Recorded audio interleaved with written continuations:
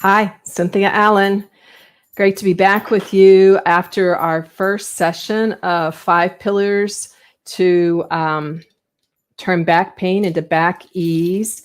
And there were so many questions in the comments and also sent in since then that I wanted to jump on and try to address some of those. Also, we just received hundreds of really positive emails about what people got from the process. So thank you so much. It's so good to get that kind of feedback. Helps me to clarify what's working, what's not working. You're going to hear a little noise in the background. Our puppy is with me today, and normally he sleeps in the other room during this time, but he's not asleep. And he howls something fierce in the other room. So I decided it would be better to have him here and risk total mayhem. He's also clearly not feeling well. He's trying to vomit. Okay, so I'm trying to do a little bit of double duty here. And maybe I'll show him to you before this is all up. So he's such a lovely little one. So so what we covered in the very first session was 2 of the 5 pillars of your Better Back, your Better Back program. And they were plasticity and intelligent movement. And then I led a process, a movement exploration on activating the domes of the body. And I'm going to talk about that a little bit more.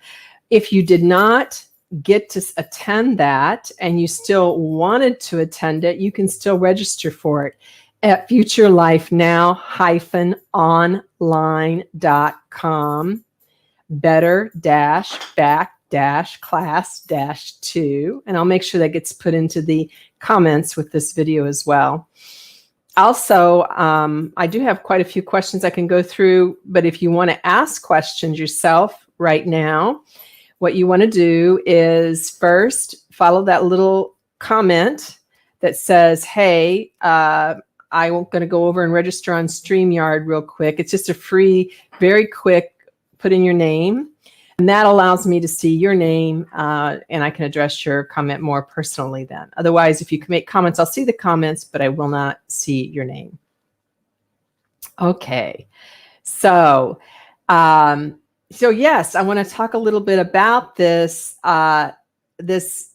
session that I led, the movement lesson part of it at least, because I want you to watch the whole thing, and you do want to watch the actual both lecture and do the movement exploration. But I got this one wonderful note out of all the notes. I just thought this one was fun. So I wanted to grab this one and share this one with you. And it's from Allie. I love this lesson. I walked so much better, balanced. I would call this lesson the Dagwood sandwich. Stack them up. And I think that is just beautiful. And apparently I've got some mistakes here in, okay, I do have some mistakes here in my editing. Let me just try to fix that real quick so we can give Miss Robin her own place. That one was from Allie. And then we started to get some more specific questions, like from Robin. And let me get her question up here. So from Robin, we had, my neck always juts forward. Will this help my head float on top of my spine? And absolutely, that lesson on activating the domes got a big piece about posture in it and helping to rebalance. So that's why Allie said, I want to call it the Dagwood sandwich, stack them up. So it could be part of a program for you for rebalancing your head on your spine, Robin, for sure. Now, there was someone who, here, let me show this one here. So Elaine said, can you give a recommendation for practicing this breathing technique? Well, I don't exactly consider it a breathing technique per se. And that's not really why I'm teaching it to you, but I will give you a recommendation for how much to practice it. Oh, excuse me. So I would practice this as long as it's pleasant for you. So this is the caveat of everything that I teach. It needs to be pleasant for you, certainly not something that causes you pain or discomfort. Okay, that's an absolute given. I would practice this once a day for a while at least. And what I like about it is that it can fit into multiple positions. So you could be lying on a sofa or sitting on the sofa watching TV in doing it. You could be in the car and doing it. You could be lying in bed at morning, at night and do it. So it has a lot of flexibility. And you don't have to do every part of it, right? You could just do small amounts of it at a time. Why do I say it's not exactly a breathing technique? Well, I don't really teach any breathing techniques. None, really. Because I follow the Feldenkrais approach to breath, which is by and large, it needs to just happen naturally, and it shouldn't be something that you try to make happen. But when people have had things that have gone wrong in terms of muscular stress, injury, anxiety, then trauma, then these domes of the body and how they would normally function, and the musculature that goes with these domes that facilitates these domes, like the rising and falling of the diaphragm, or the rising and falling of the pelvic floor, or the rising and falling of the soft palate. I mean, I think those are the three that are the most important out of this particular one to focus on. Then they don't function as well as they could. So I consider this more a lesson about activating the domes. That's why the name of it, as opposed to a breathing technique. We're more using the breath to activate the domes. Now that might seem like a little bit of somatics, and maybe it is. I think you could say I was being guilty of that, but it's a distinction, and I think it's important to make because so many people get really hung up on this idea of having very specific breathing techniques. Okay, I'm just going to stop for a moment here and see if I've got any comments or highs starting to show up, because I know there's people watching now. Nope, not yet. Okay. Now, Mark said, I have limited flexibility in my low back. I'm enjoying being active. I'm 64 years old, and I wonder if I need to do anything to protect my future. Well, it sounds like you're not finding this to be a limitation in your life. On the other hand, you're aware of it, so maybe you are finding it to be a bit of a limitation, Mark. I'm not sure. I think there is never any reason to pass up investing in our movement, because movement, the quality of our movement, feeds every single system of our body. It feeds cognition. It feeds contentment, emotions, happiness.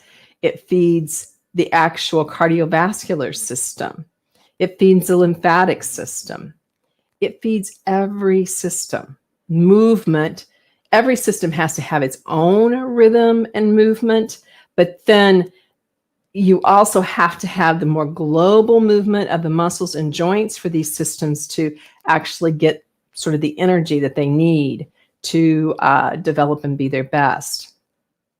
Not everybody is meant to have the same amount of flexibility, so I don't think that is necessarily in and of itself a reason to say you should take some kind of program. But I think that you could absolutely enjoy a basic Feldenkrais awareness through movement class, for example, not necessarily a program that's more extensive like Your Better Back, but a basic Feldenkrais awareness through movement class, I think you could find to be really, really valuable.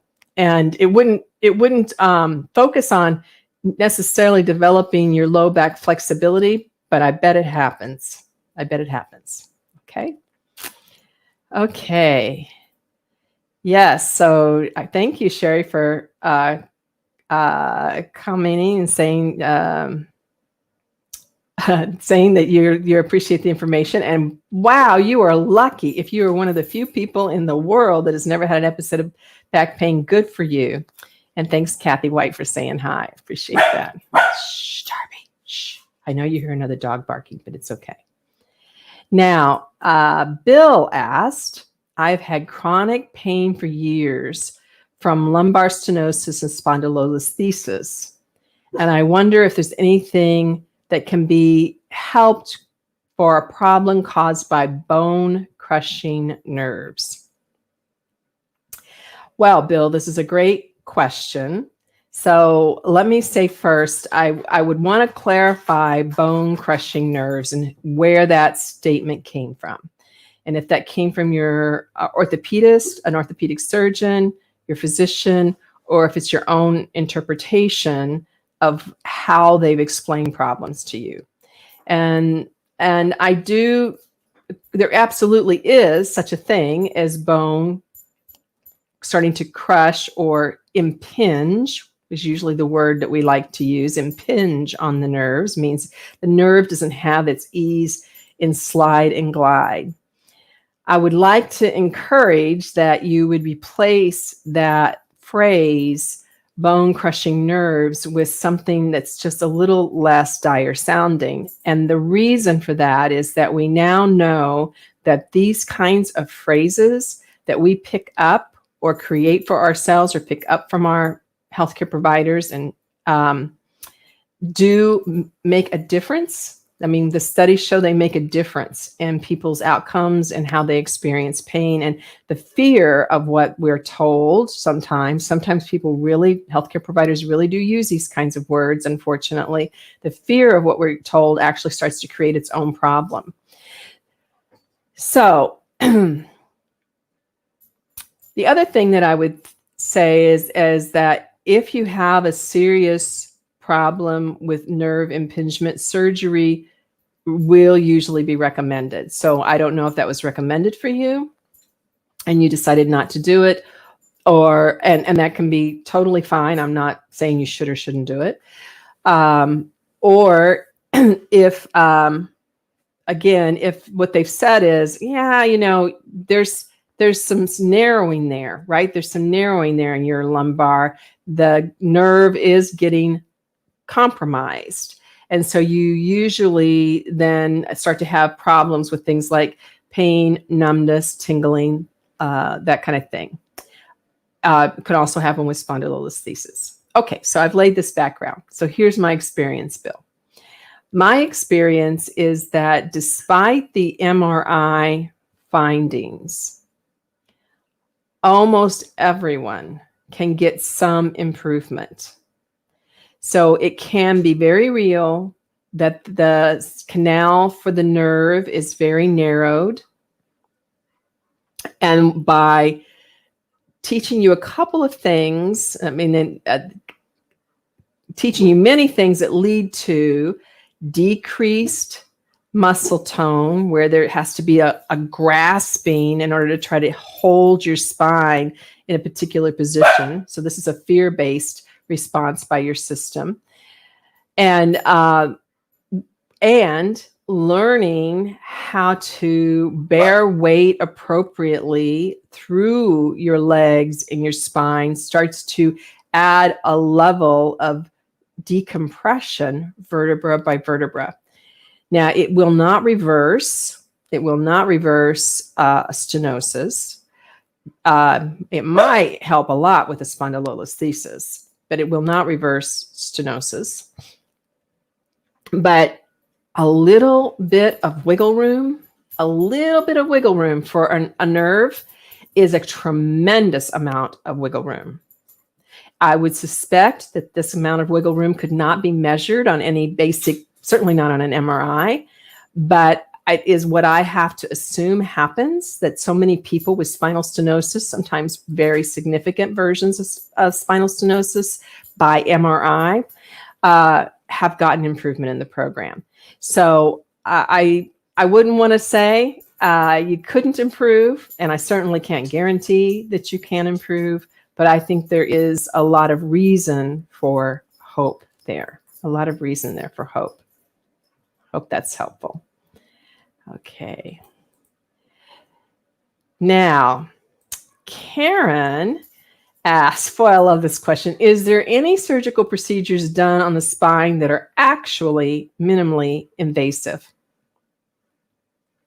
Well, in my family, my husband, my partner, my NLP guru, last year had brain surgery. And one of the first things the neurosurgeon said when I was asking about how was the procedure done and stuff, and he said, look, I mean, really, it doesn't, I don't want to say it doesn't matter, but for you, the patient, whether it's done minimally invasively or the old-fashioned way, basically you're going to suffer the same. Most minimally invasive procedures are an advantage to the surgeon. They're not that much of an advantage to the patient. I thought, well, that is a very direct, clear statement. And certainly there are surgeries that have less of an entry point. That is, from the outside, they don't have to cut away as much tissue. And so the healing from the wound on the outside and maybe through the first layers is less. But once they're in there, they have to go where they have to go. And so I think a lot of people have been surprised at how challenging minimally invasive procedures are. And for the spine, I haven't read recently, but the ones that I did read about even up to maybe 2 or 3 years ago have not been having any better results than the traditional approaches to spine surgery. Okay. So thanks for that great question, Karen. Appreciate it. Let's hear from Lori. Lori, this was especially helpful. So she's referring to the lesson that I taught on activating the domes and immediately relieved several painful issues. My question is, what do I do when my left side seems non-responsive? Or possibly I can't feel it, maybe due to, and I think she goes on to say, neurological deficits. Very good question. So, you know, what I'm giving you is a taste of what might be possible in a program with me. And when you have these more significant issues, like many people are outlining here in these questions, we're not looking for a one-time shot wonder miracle. It's nice, of course, if that happens, but that's not what we're looking for. And it's a process of learning how to be with yourself. You're going to hear in the fifth pillar is going to be really important for you, Lori.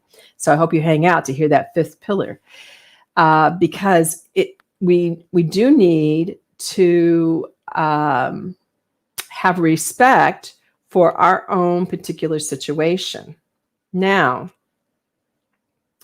we don't know for sure what's causing that issue that you're having, the non-responsive left side. And so we want to keep open, and this is pretty much the case with everyone's questions today. We want to keep open possibility without getting attached to a very specific outcome or way that should work. So what does that mean? It means as you go through the program, for example, there are different kinds of lessons that put you into different kinds of positions that would make it more likely that your left side could become a little bit more responsive. There are ways of coaching you on how to work with just your left side or your right side. Actually, it's really both. To make it more likely that you're able to begin to sense your left side, or that some kind of almost reflexive action starts to happen on your left side, even when you can't really feel it well. So I think there are some possibilities in there for sure within the scope of the Your Better Back program that could be valuable for you. And I like that you already felt some relief to several painful issues. That's phenomenal, because then it gives you some juice, right? Some juice for thinking maybe there's more. Maybe there's more that can happen.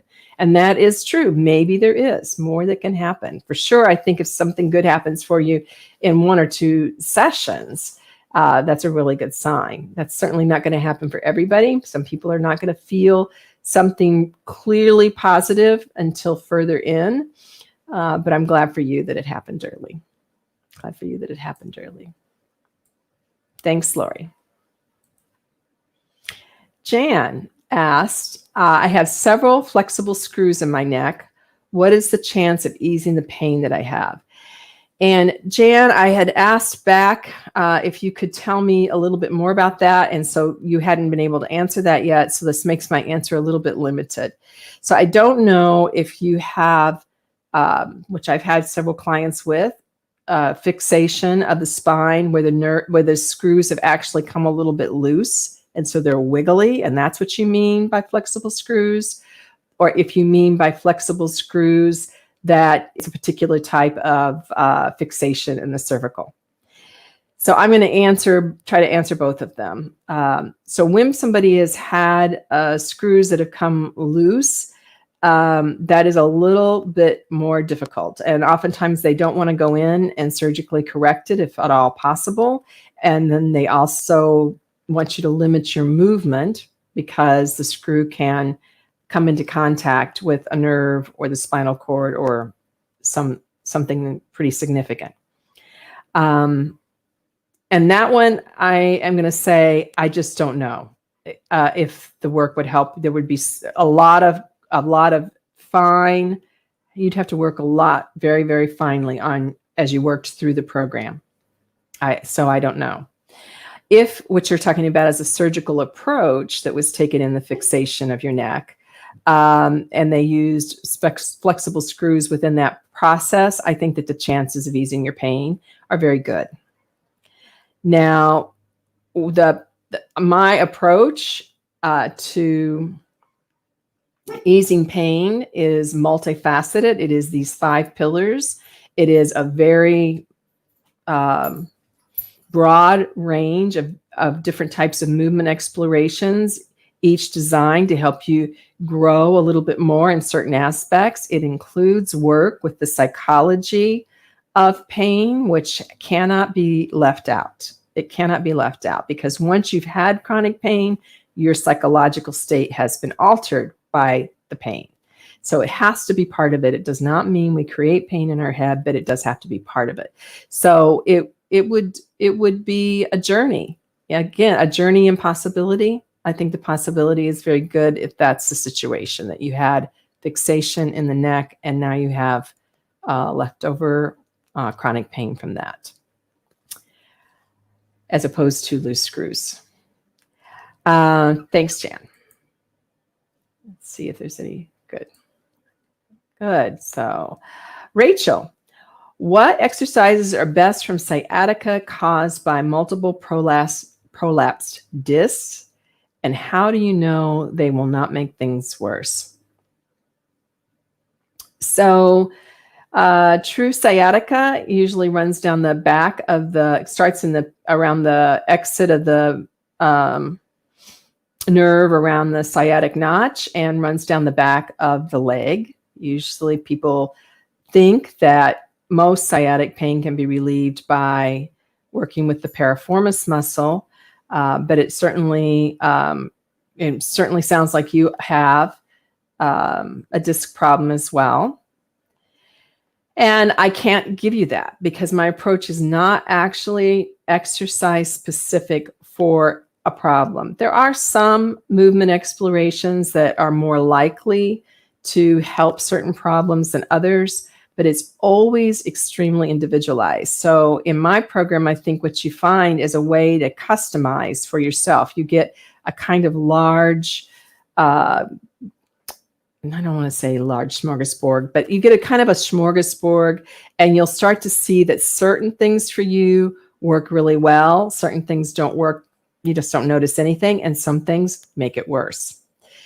So that gets to your next one. How do you know they will not make things worse? And you don't. What you do learn is how to pay attention to yourself and move in smaller and smaller amounts, slower, to attend to really important early cues like your breath. You also can learn to notice that even if pain gets worse temporarily, it's not always the same. It usually comes back down, especially if you don't go and do full bore an exercise. If you know that you're going to be someone who's particularly got to be cautious, then you do things in small doses. Like you think about homeopathic kinds of movements. And we're pretty good at that anyway. But you'll get a lot of coaching to be even better at it. I have certainly done things that have made myself worse temporarily. And it's a big bummer, for sure. It's a big bummer when it happens. But I also have found that that's part of the learning process, part of the contrast that I need to have to know how to select the things that are best for me. So it is a challenge because if we don't risk anything, it's hard to gain anything. So then we need to come up with ways to minimize that risk. And I think that I have a program that minimizes that risk. Because we're not interested in you doing a set exercise, a set way. We're interested in movement explorations that awaken your brain plasticity, that awaken your movement intelligence. Those are the first two pillars. And then these other three that I'm going to reveal to you soon too.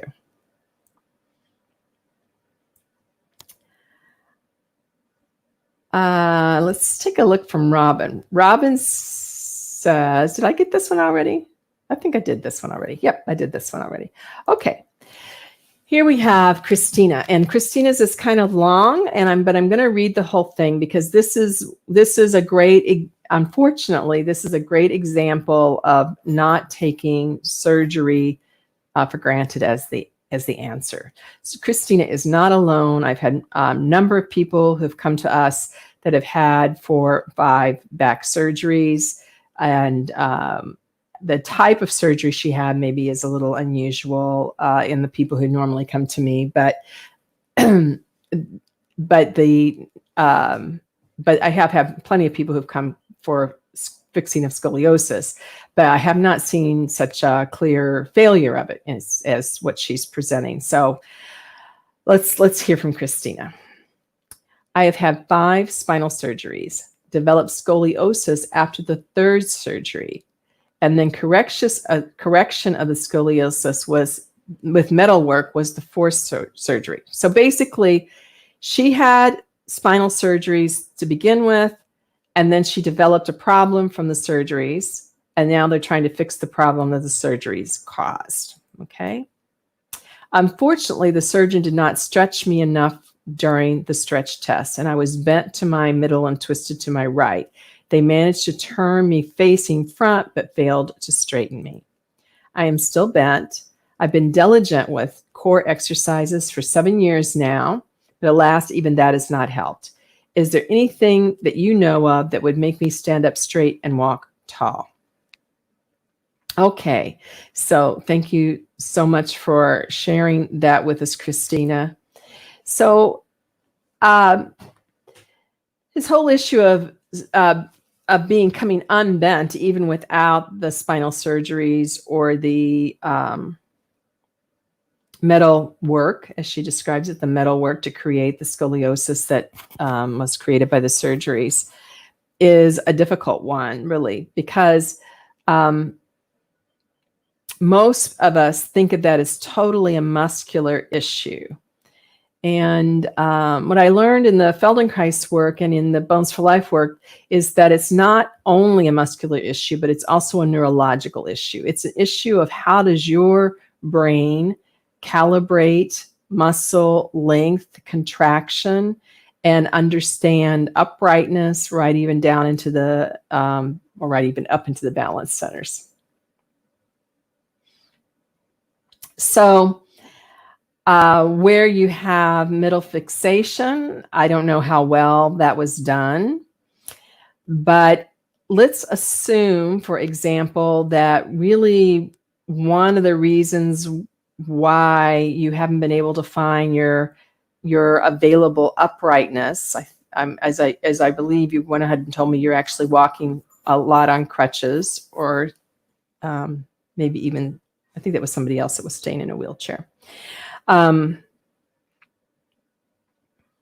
is that maybe in the neurological changing of your habit pattern, which after this many surgeries, you would have a strong habit pattern pulling you into a particular way. You probably had a version of that anyway, which is why you wanted a surgical solution, or someone suggested a surgical solution to you that you went with.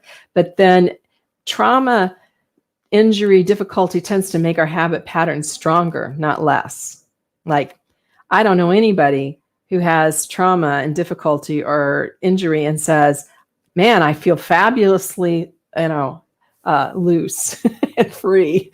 I mean, it causes a contraction, right? A contraction. And so you had multiple traumas. Surgery is trauma. Surgery is trauma. It is sometimes a very necessary trauma, but it is trauma.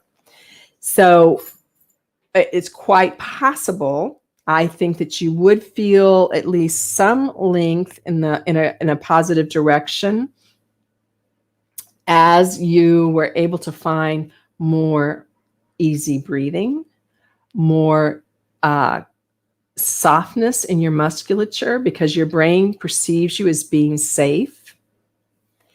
And your brain perceives you as being safe because we keep setting up conditions for you to feel safe within these movement lessons, which allow you to get brain plasticity. Shh, it's okay. I know you hear that dog barking in the backyard. It would allow you to get get your brain plastic again. Right now, it only knows how to produce one shape for you and a particular set of muscle contractions. Now, in the next session, which is on Tuesday, by the way, everybody, you want to go out and register or send us an email to support@futurelifenow.com, and they will get you registered. Free. So the program, the 3-part entry program, is free. It's totally worth doing. So in that lesson that I'm going to be sharing, you're going to be lying on the bed or the floor. So I'm thinking that you will need to go to a bed, but wherever you go, the floor or the bed, you're going to want to have some additional padding around you, because it sounds like even when you lie flat, your head's going to be way up in the air, your shoulders are going to be way up in the air, and your pelvis is probably going to be a bit up in the air. So you're going to want to put padding. I would use a stack of flat towels underneath your head, and then I would roll up hand towels to put underneath the shoulders. So you want to give your body enough support that it could perceive, I don't have to try to hold myself up in the air, and I don't have to try to push myself back. I could just rest on this surface that's available for me. I hope you have a firm bed, because if you don't, and you're one of those people who's sleeping in a really soft, almost thermarest, cushiony feather topper, what do we call those? Foam topper type mattresses. Oh my gosh. I mean, you're just going to be exacerbating the problem. So you need opportunities to lie on the ground in a, quotes, stretched out manner, but one that supports your shape. So that means you don't lie on a firm surface and just let things hang out in space. Do not do that, but that you pad up, meet yourself where you're at. And I think then within the lesson, particularly this exploration we're going to do on Tuesday, you will find some really interesting sensations about starting to feel just a little less constrained. And when you sit up and when you stand up, just a little bit more like, oh, I'm not having to try to look up from a really bent position, but I'm able to I look up from a slightly, it'll feel like probably for you really dramatic, is usually how it feels for the person, because we can only handle so much change at one time anyway. I hope that was helpful. hope that was helpful. I hope all of you it was helpful. So I'm glad for the highs. Looks like there's no pending questions for me. I don't know. Darby, or you want to say hi? You've been barking down here. Do you want to say hi to people? Come on up. I know you're starting to sleep now. Let's take a little look here. Let's see here. Let's see if you want to say hi. Let's see if you want to say hi. Oh, Darby says hi. Hello, everybody. Hi, everybody. I don't know what I'm doing up here. She always wants me to calm down. I finally calmed down, and then she's bringing me up. Yeah. Darby's 5 months old. So he's got just a little bit of an anxiety issue, but he is a doll baby otherwise. So glad to have you all here with me. I hope I'll see you on Tuesday for sure. Be well. See you soon.